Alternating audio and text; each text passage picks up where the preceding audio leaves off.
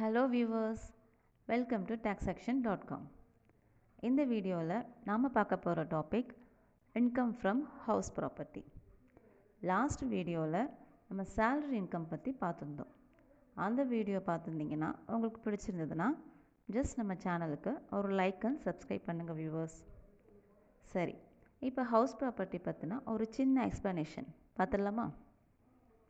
House property இன்கம்னா rental income, அதாவது நம்ம வீட்டை வாடகைக்கு விடுறது மூலயமா வர இன்கம் டேக்ஸ் லிமிட்டை க்ராஸ் ஆகும்போது நம்ம அதுக்கு ஒரு சின்ன அமௌண்ட்டை டேக்ஸாக பே பண்ண வேண்டியது வரும்.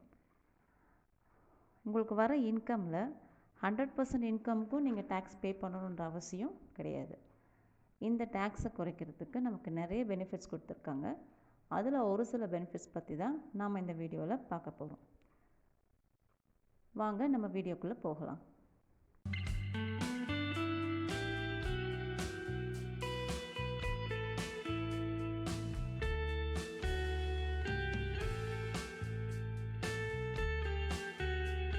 இந்த கம்ப்யூட்டேஷன் ஸ்டேட்மெண்ட்டை பாருங்கள். இதுக்கான டீட்டெயில்டு வீடியோ ஆல்ரெடி நம்மளோட சேனலில் நான் போஸ்ட் பண்ணியிருக்கேன். அண்ட் லிங்க்கும் டிஸ்கிரிப்ஷன் பாக்ஸில் கொடுத்துருக்கேன்.